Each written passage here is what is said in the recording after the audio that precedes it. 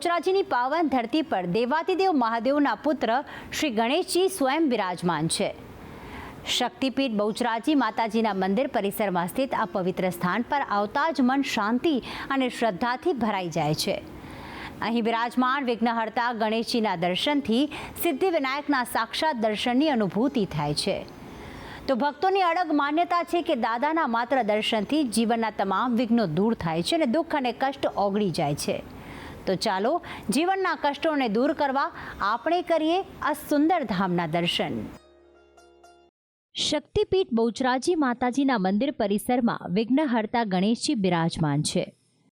બહુચરાજી મંદિરની પૂર્વ દિશામાં જર્જરિત મંદિરમાંથી આ પ્રાચીન ગણેશજીની પ્રતિમાને મંદિરમાં પુનઃ સ્થાપિત કરી હોવાની માન્યતા છે। આ મંદિરમાં બિરાજમાન ગણેશજીની સ્થાપના વડોદરાના રાજવી માનાજીરાવ ગાયકવાડ દ્વારા કરવામાં આવી હતી। આ ગણેશજીને સિંદુરિયા ગણેશજી તરીકે પણ ઓળખવામાં આવે છે। અહીં દર પૂનમ તેમજ દર ચોથ અને રવિવારના દિવસે ભક્તોની વિશેષ ભીડ જોવા મળે છે। અહીંયા ખાસ કરીને રવિવાર, મંગળવાર અને પૂનમના દિવસે ભક્તોની બહુ ભીડ હોય છે। શાસ્ત્રમાં પણ કહ્યું છે કલો ચંડી વિનાયક, ગણપતિ દાદાની ઉપાસના કરવાથી વિશેષ ફળ મળે છે। એવું આ ગણપતિ દાદાનો એટલે કે સિંદુરિયા ગણપતિ દાદા અને બહુ જ રમણીય એમનું સ્વરૂપ છે અને એમની કોઈ શ્રદ્ધાથી માનતાથી રાખવામાં આવે તો દરેકની માનતા દરેક ભક્તોની પરિપૂર્ણ કરે છે એવા શ્રી ગણપતિ દાદા છે। અહીં વિઘ્નહર્તા ગણેશજીના દર્શન માત્રથી આથી વ્યાધિ અને ઉપાધિ તમામ દૂર થતી હોવાની માન્યતા છે। સાચા મનથી જે કોઈ મનોકામના ભક્તો દ્વારા રાખવામાં આવે છે તમામ ગણપતિ બાપા પૂર્ણ કરે છે। શક્તિપીઠ બહુચરાજીના દર્શન માટે લાખો શ્રદ્ધાળુઓ દર્શન માટે પધારે છે। અહીં આવતા તમામ ભક્તો વિઘ્નહર્તા ગણેશજીના દર્શનનો અવશ્ય લાભ લે છે।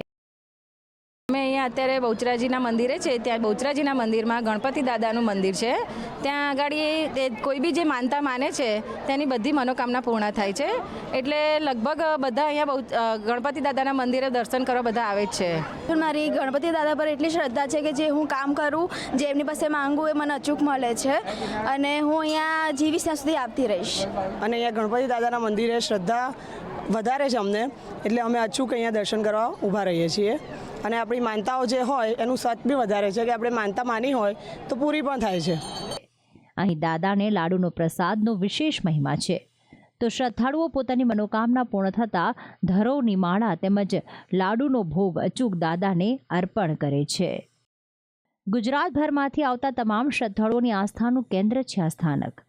અહીં આવતા શ્રદ્ધાળુઓ અનેક પ્રકારની માનતા રાખતા હોય છે। એ તમામ ભક્તોના દુઃખનું નિવારણ વિઘ્નહર્તા ગણેશજી ચોક્કસથી કરે છે। આથી અહીં માય ભક્તોને મોટા પ્રમાણમાં જમાવડો પણ જોવા મળે છે। આ ગાયકવાડ સરકાર દ્વારા સ્થાપિત પ્રાચીન ગણેશજીના મંદિરના દર્શનાર્થે આવતા તમામ ભક્તોને અનોખી આસ્થા આ સ્થાનક સાથે જોવા મળે છે। અહીં દાદાના દર્શન કરીને ભક્તો ધન્યતાની કરે છે અનુભૂતિ। ભક્તિ સંદેશ, સંદેશ ન્યૂઝ, મહેસાણા।